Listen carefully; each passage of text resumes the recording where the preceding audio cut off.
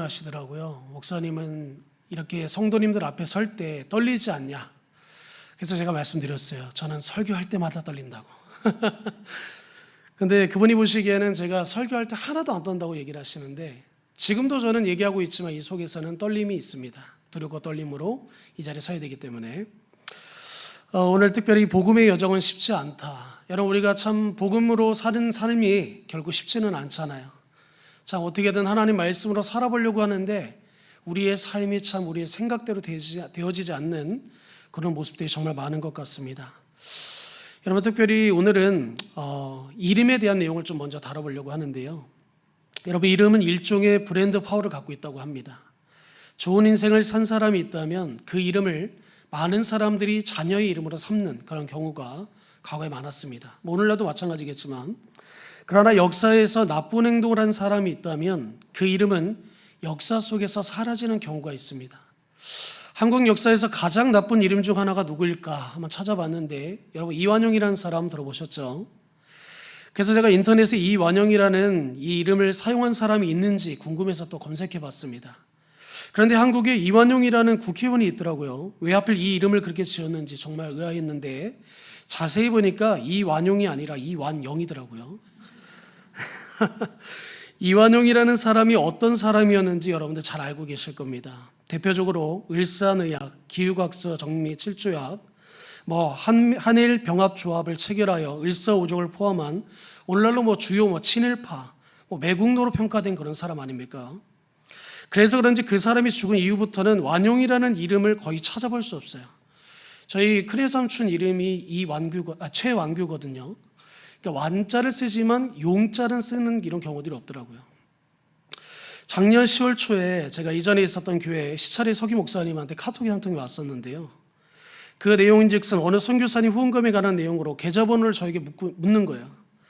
그날이 수요예배를 있었던 날로 기억하는데, 당시 수요예배를 마치고 운전하면서 퇴근하던 길에 차 안에서 카톡을 확인한 거여서 집에 도착하면 카톡이 잘못 왔으면 알려드려야겠다 이렇게 생각하고 집에 도착했는데 제가 그만 깜빡하고 그 카톡을 보낸다는 걸 잊어버렸어요. 그래서 다음날 아침에 일찍 카카오페이로 30만 원이 제 통장으로 입금됐더라고요. 이게 웬 돈인가 이렇게 생각을 했겠지만, 처음에는 이게 뭐지 생각했는데 나중에서야 왜 저에게 카톡이 왔고 왜 이런 입금이 되었는지 알게 됐습니다. 그 선교사님 성함이 이상수더라고요. 이상수. 비슷하죠. 이성수인 제 이름과 혼돈해서 그 선교사님에게 보내실 선교원금 30만 원을 제 통장으로 잘못 보내신 거예요. 그래서 바로 제가 답장을 드리고 다시 그 금액을 돌려드렸습니다. 이렇게 설교 서두에 이름에 대한 이야기를 언급한 이유는 오늘 본문에 언급된 바로 이 유다라는 이름 때문입니다. 유다라는 이 본래의 뜻은 찬양하다는 뜻을 갖고 있는데, 구약 시대의 유다 지파에서 전래되어 온 좋은 이름의 대표격이 바로 이 유다라는 이름이에요. 그러니까 가룟 유다 이후로 이스라엘 사람들을 제외하고 서양 사람들 중에서 유다라는 이름을 쓰는 사람은 거의 없었습니다. 그런데 신약 성경의 한 장의 성경이 뭐로 되어 있죠? 오늘 우리가 방금 읽었던 유다서라는 말씀이잖아요. 그렇다면 이 유다서의 저자는 누구일까요? 과연 오늘 보면 1절에 보니까 예수 그리스도의 종이요 야곱의 형제인 유다는 부르심을 받은 자 곧 하나님 아버지 안에서 사랑을 얻고 예수 그리스도를 위하여 지키심을 받은 자들에게 편지하노라 라고 말씀하고 있어요. 예수님은 산으로 기도하러 가셔서 밤새 기도하신 다음에 12명의 제자들을 부르시고 그들을 사도라고 부르셨잖아요. 그 12명의 제자들 중에 가룟 유다를 말고 또 한 명의 유다가 있었는데, 대부분의 신학학자들은 그 유다가 이 책의 저자라고 주장합니다. 누가복음 6장 14절에서 16절에 보니까 곧 베드로라고도 이름을 주신 시몬과 그의 동생 안드레와 야고보와 요한과 빌립과 바돌로메와 마테와 도마와 알페오의 아들 야고보와 셀롯이라는 시몬과 야고보의 아들 유다와 예수를 파는 자 될 가론 유다라 이렇게 말씀하고 있잖아요. 그러니까 오늘 본문의 저자는 이 유다는 그 당시 관례를 따라 자신을 사도 유다라 이렇게 말했을 것이에요. 그러나 방금 우리가 다시 한번 읽어보았듯이 자신을 뭐라고 말합니까? 야고보의 형제라는 표현을 사용하고 있어요. 그런 의미에서 유다서를 기록한 유다는 12제자 중에 야고보의 아들 유다나 예수님을 은삼십에 팔아넘긴 가룟 유다, 이 두 사람과는 전혀 상관이 없는 사람이라는 것을 우리는 알 수 있어요. 마태복음 13장 55절 말씀도 보면 이렇게 기록합니다. 그의 어머니는 마리아, 그 형제들은 야고보, 요셉, 시몬, 유다라 하지 않느냐. 여기 예수님의 형제 곧 요셉의 아들들의 명단에 야고보와 유다가 나옵니다. 예수님의 형제 유다는 다른 형제들의 예수님의 형제들처럼 예수님이 인류를 구원하실 메시아임을 믿지 못했던 사람이었어요. 처음에. 그런데 부활하신 하나님께서 예수님께서 야고보에게 나타나실 때 유다는 형 야고보와 함께 부활하신 예수님을 만나고 회심하여 성경에 보면 그가 예수님의 제자가 되었다고 기록합니다. 그 후에 야고보는 초대 예루살렘 교회 지도자, 오늘로 얘기하면 담임 목사님이죠.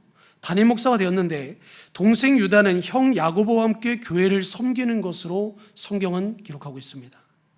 그런데 유다서를 영어로 보면 주드라고 되어 있는데 하지만 성경의 원래 필사본에서는 유다를 가론 유다를 가리킬 때와 똑같이 주더스 이렇게 표현하고 있습니다.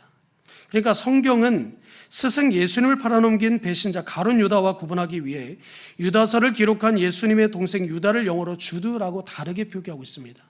나중에 영어 성경 한번 보시면 그렇게 기록되어 있는 것을 여러분들 발견할 수 있습니다.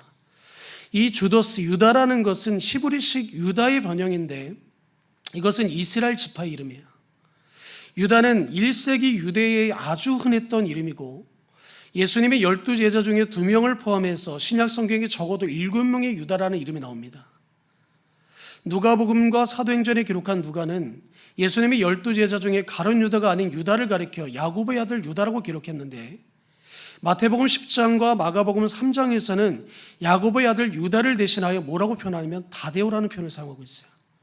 또 다른 유다로는 갈릴리의 폭동을 일으킨 유다가 있는데 당시 그도 유다서의 저자가 아닙니다. 또 안디옥에 있는 성도에게 예루살렘 공회에 통치에 대한 소식을 전해준 교회 지도자 바사라는 유다가 있었고 교회를 박해하다가 예수를 만난 회심한 사울이 다메섹에서 머물렀던 직가라는 거리에 살던 유다도 있었던 사람입니다. 지금까지 살펴본 여러 사실들을 종합해 볼 때 유다서의 저자는 결론적으로 예수님의 동생이었던 유다임을 우리에게 밝혀주고 있는 겁니다. 그런데 유다가 자기를 가리켜 예수님의 형제라고 부르고 있잖아요. 뭐라고 표현합니까? 예수 그리스도의 종이라고 표현하고 있어요. 예수 그리스도의 종이라는 표현이 왜 그랬을까요? 야고보가 야고보서 서두에 그도 동일하게 야고보서 1장 1절에 보니까 주 예수 그리스도의 종 야고보라는 표현을 하고 있어요. 그대로 그의 동생인 바로 이것을 동생이 그대로 따라하고 있는 것입니다. 오늘 본문에서 우리가 살펴본 것처럼 유다도 그것을 동일하게 따라해서 그리스도의 종 유다라고 표현하고 있는 거예요. 유다서는 총 227개의 단어로 구성되어 있는데 그중에 93개의 단어가 야고보서에서 동일하게 등장하는 것을 보면 야고보의 동생 유다가 형 야고보의 영향을 많이 받은 것을 우리는 알 수 있습니다.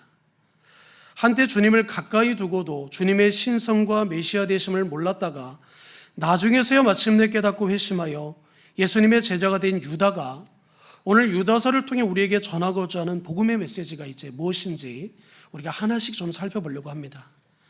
오늘 본문 3절 말씀은 우리 같이 한번 읽어보겠습니다. 시작. 사랑하는 자들아, 우리가 일반으로 받은 구원에 관하여 내가 너희에게 편지하려는 생각이 간절하던 차에 성도에게 단번에 주신 믿음의 도를 위하여 힘써 싸우라는 편지로 너희를 권하여야 할 필요를 느꼈노니. 여기서 유다는 무엇을 말하고 있습니까? 복음의 핵심이 뭐라고 말해요? 구원의 사건이고 이 구원은 성도에게 단번에 주시는 믿음의 도라고 표현하고 있어요. 우리가 이 단어 중에 단번이라는 이 단어에 우리가 좀 집중할 필요가 있습니다. 여기 단번에라고 번역된 헬러 뜻은 한 번에 주어진 것이지만 영원한 효력을 지니고 있다. 이런 표현이에요. 영어로는 willspore이라는 표현인데 단 한 번뿐이라는 뜻을 가지고 있습니다. 복음은 사도들을 통해 단번에 주어졌는데 그것이 영원한 효력이 있고 우리도 이 복음을 단번에 영원히 받은 것이라고 지금 말씀하고 있는 거예요.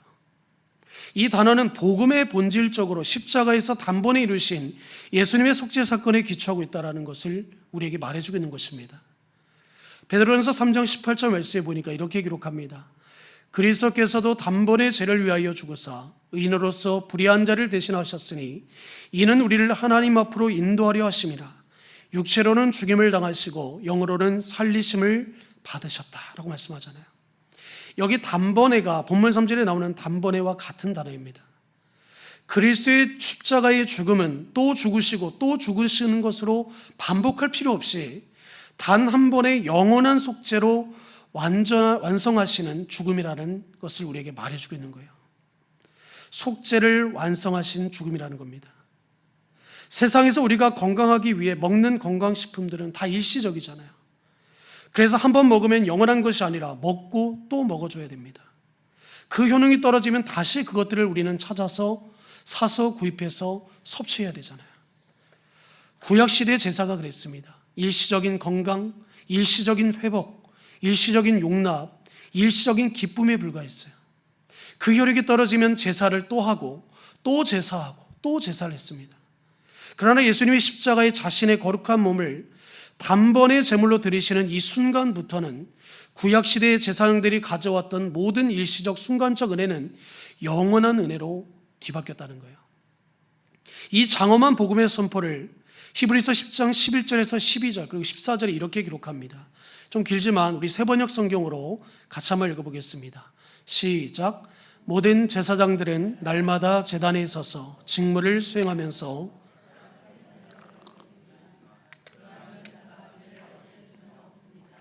그러나 그리스도께서는 죄를 사하시려고 단 한 번의 영원히 유효한 제사를 드리신 뒤에 하나님 오른쪽에 앉으셨습니다. 그는 거룩하게 되는 사람들을 단 한 번의 희생제물로 영원히 완전하게 하셨습니다. 여러분, 우리가 구원에 대해서만큼은 오늘 분명히 우리 안에 정립을 해야 돼요. 우리가 구원받았다라는 것은 그냥 우리가 뭔가를 했을 때 구원받은 것이 확증되는 게 아니라 단번에 이 구원은 효력을 갖고 있다는 거야. 영원한 효력을 갖고 있다는 겁니다. 이것이 바로 예수님의 형제 유다를 통해 단번에 우리에게 전해지는 영원한 구원의 영광이라는 거예요. 우리가 이 복음으로 믿음으로 받아들여 구원받은 사람이라는 사실을 믿으시기 바랍니다. 그런데 가끔 보면 내가 예수님을 믿기는 믿는데 지금은 왠지 내가 천국에 갈 수 있을지 못 갈지 모르겠다, 이렇게 표현한 성도님들이 계세요. 예배 가운데 은혜 받으면 그제야 내가 이제 천국 갈 수 있다고 믿는 성도들이 있다는 거예요. 그런데 성경 어디에도 구원은 내 기분에 따라 내 확신을 갖고 또 내 확신을 갖는 것이라는 그 기록이 없어요. 가질 때 그것이 효력이 있다고 말하지 않습니다. 한 번이면 충분한 거예요. 예수님의 십자가는 아주 강력한 십자가, 한 번에 충분한 십자가라는 사실을 믿으시기 바랍니다. 여러분, 십자가에서 단번에 죽으신 영원한 속죄의 제사와 구원의 복음의 은혜가 우리뿐 아니라 우리가 섬기는 이웃들에게도 임함으로써 영원권의 역사가 계속해서 우리는 흘러가고 또 이어져야 된다는 거예요. 우리 가정에서 우리 자녀들에게 계속 전수돼야 되고 또 그 자녀가 또 결혼하여 또 다음 자녀들에게 자자손손 계속 우리는 이 믿음이 전해져야 된다는 거예요. 그래서 정말 주님 안에서 이 구원의 역사가 가정뿐만 아니라 내 주변에 있는 내 이웃들에게도, 내 주변에 있는 내 지인들에게도 동일하게 흘러가야 될 줄로 우리는 믿고 그대로 우리는 순종함으로 나아야 된다는 사실입니다. 여러분, 세상 말에 인생은 건축이다라는 말이 있어요. 제가 고등학교 때 건축과를 나왔는데요, 공고를 나와서 건축과를 나왔는데 그때 저희 담임 목사님이 아니라 우리 담임 선생님, 우리 그때 했던 우리 반 담임 선생님이 했던 말입니다. 인생은 건축이다. 그때는 참 인생이 건축이다라는 말이 좀 이르잖아요. 끽해봐야 고등학생 때였는데 뭐 인생이 뭔지를 어떻게 알았겠어요. 그런데 제가 이 설교를 준비하면서 갑자기 그 생각이 나는 거예요. 옛날에 선생님이 해줬던 말을 이 말 들으면 참 좋겠다. 그래서 이 인생이 건축이다라는 말이 뭘까 그랬는데, 우리는 하루하루를 살면서 삶의 집을 건축해 간다는 거예요. 성경으로 비유하자면 여러분, 신앙생활도 좀 마찬가지라고 생각합니다. 하루하루를 살면서 믿음의 짐을 우리가 건축해 가면서 벽돌을 한 장씩 쌓아가는 거예요. 이 건축이 견고하려면 무엇보다 기초공사가 튼튼해야 되잖아요. 건축물이 무너질 때를 보면 많은 경우가 어느 때냐면 바로 기초공사가 부실할 때예요. 건물들이 정말 기초공사가 탄탄하게 되어 있으면 100년이고 200년이고 그 건물은 그대로 유지됩니다. 그러나 기초공사가 제대로 되어 있지 않으면 몇 년도 되지 않아서 벽에 금이 가잖아요. 아마 건축이나 이런 일들을 잘 아시는 우리 어른들은 다 잘 알고 계시는 말일 거예요. 예수님은 산상설교에서 집을 짓는 두 사람의 이야기를 하십니다. 한 사람은 모래 위에, 다른 한 사람은 어디에 집을 지었다고 했죠? 반석 위에 집을 지었다고 말하죠. 건축이 완성되고 보니까 두 집의 겉모습은 별반 다름이 없이 동일했습니다. 그런데 비바람이 몰아치고 홍수가 밀려오니까 두 집의 차이는 두드러지게 드러나잖아요. 어떻게 구별이 되었죠? 모래 위에 집을 지은 사람은 아주 심하게 무너지는 것에 비해 반석 위에 집을 지은 사람은 견고하게 비바람과 홍수를 버텨냈다라고 기록하고 있어요. 그 차이가 무엇이겠습니까? 바로 이 기초공사의 차이라는 거예요. 그래서 예수님도 이런 말씀을 하십니다. 마태복음 7장 24절에서 25절 말씀을 보니까 이것도 세번역 성경으로 제가 한번 읽어보겠습니다. 그러므로 내 말을 듣고 그대로 행하는 사람은 반석 위에다 자기 집을 지은 슬기로 사람 같다고 할 것이다. 비가 내리고 홍수가 나고 바람이 불어서 그 집에 들이쳤지만 무너지지 않았다. 그 집을 반석 위에 세웠기 때문이다.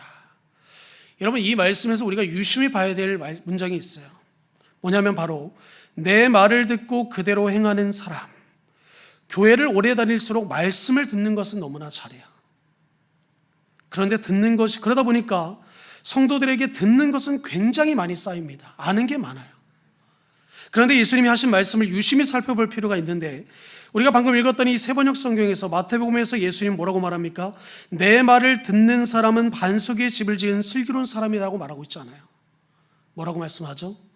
내 말을 듣고 그대로 행하는 사람이 슬기로운 사람이라고 말씀하고 있어요. 그 다음에 이어지는 말씀에 보면 마태복음 7장 26절에 보면 이렇게 말합니다. 내 말을 듣고 행하지 않는 사람은 모래 위에 집을 지은 사람과 같다. 이렇게 기록되어 있어요. 여러분, 듣는 것은 같은데 행하는 사람과 행하지 않는 사람으로 나뉘어지는 것을 우리는 알 수 있잖아요. 결국 말씀을 듣고 행하는 사람은 튼튼하고 말씀을 듣고 행하지 않는 사람은 결국 어떻게 된다고 말해요? 무너진다는 거예요. 아무리 믿음을 견고하게 세우려고 해도 반석 위에 세우지 않으면 그 믿음은 무너지게 되어 있다는 거예요. 겉모습은 똑같지만. 우리 조국교회가 왜 이렇게 무너졌는가? 한번 여러분들 기도하면서 생각하고 고민해 본 적 있으십니까? 오늘 마태복음 말씀만 보아도 그 이유를 알 수 있어요. 듣는 건 정말 잘합니다. 집회도 많고 교회 훈련도 많고 각종 세미나 행사도 얼마나 많습니까? 그런데 정작 행하는 것, 즉 말씀대로 행하는 것이 너무 약하다는 거예요. 그런데 그 실천이 약하다 보니까 어떻게 됩니까? 무너져 버리잖아요. 그래서 겉은 화려한데 속이 빈약하니까 자꾸 무너져 가는 거예요.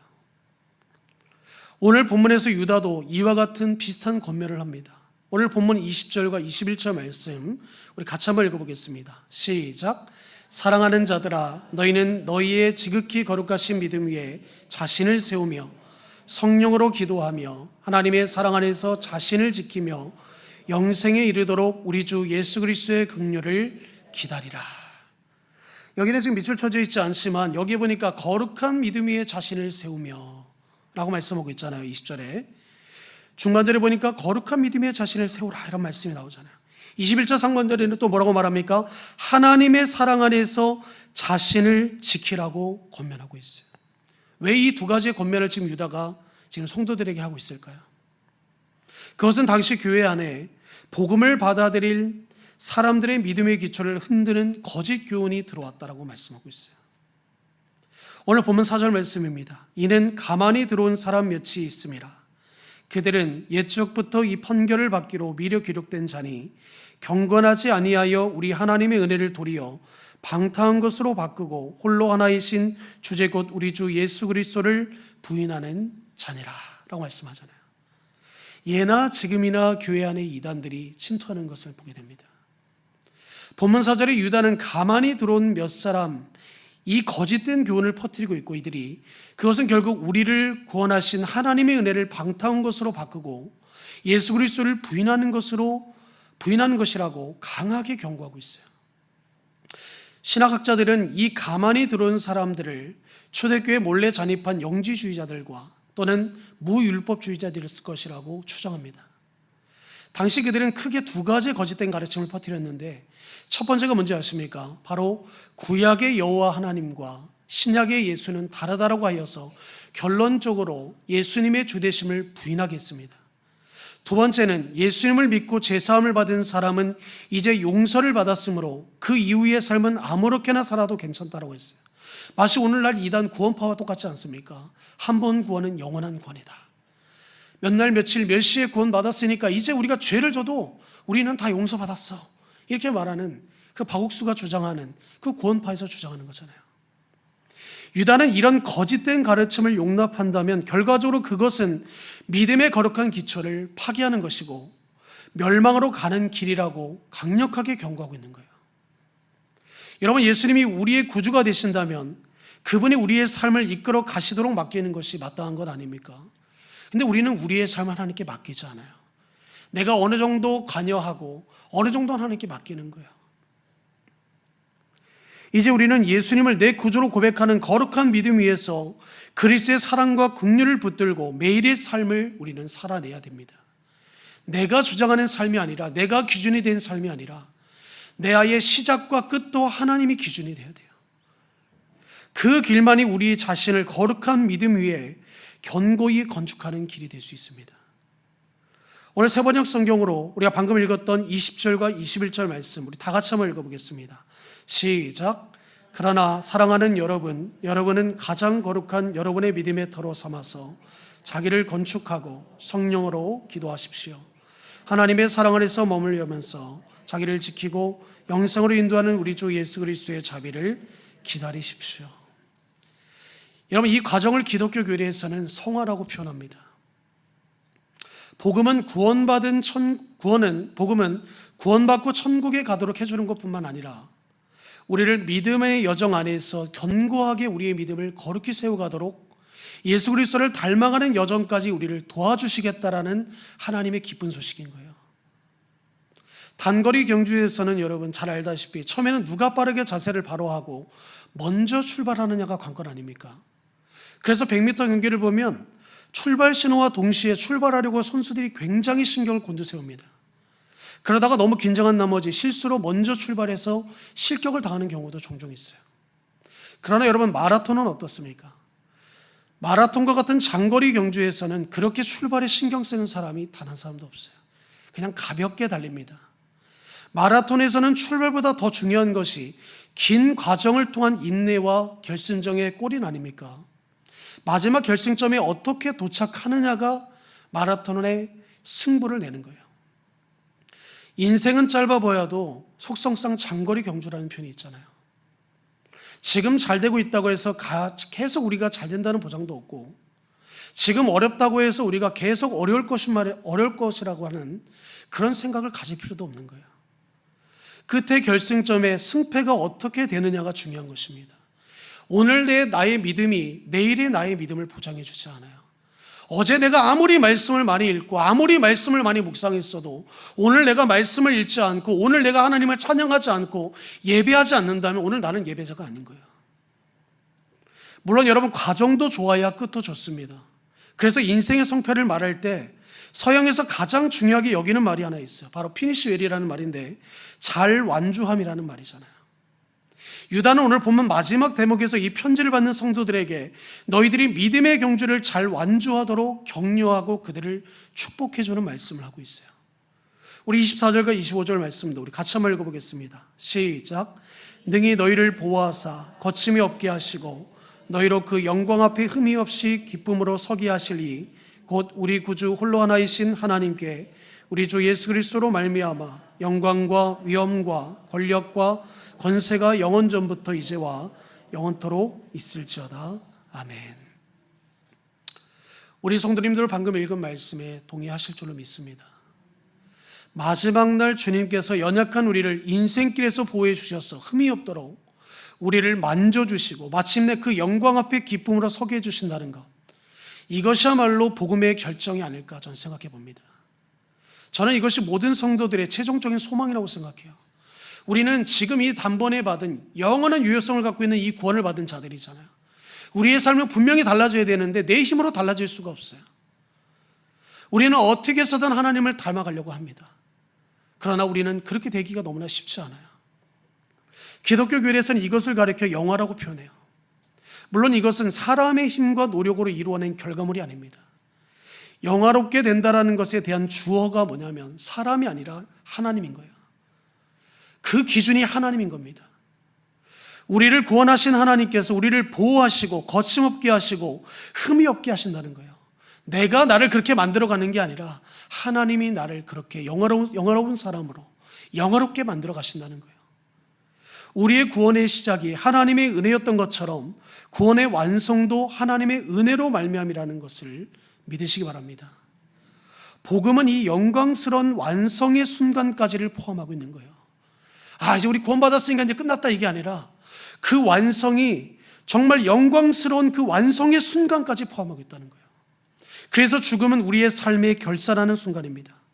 오늘 우리는 유다가 남긴 마지막 축복의 메시지를 생각해 보며 유다라는 같은 이름을 가진 두 사람의 최후를 우리가 마지막으로 한번 살펴봤으면 좋겠습니다.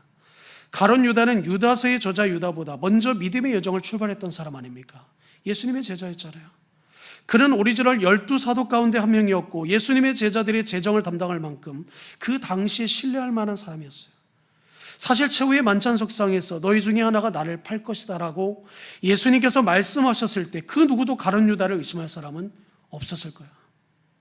그러나 가룟 유다는 끝내 재물의 유혹을 이기지 못하고 은 30에 자신을 그토록 사랑해준 예수님을 팔아넘겼고 결국 스승을 팔아는 것에 대한 양심의 가책을 이기지 못하고 스스로 목숨을 끌어 그의 마지막의 말로가 어떻게 끝납니까? 부끄러운 생으로 그의 생을 마감하잖아요. 첫 번째 가룟 유다는 그런 사람입니다. 그러나 또 한 사람이 유다, 오늘 본문의 유다서의 저자는 어떤 사람입니까?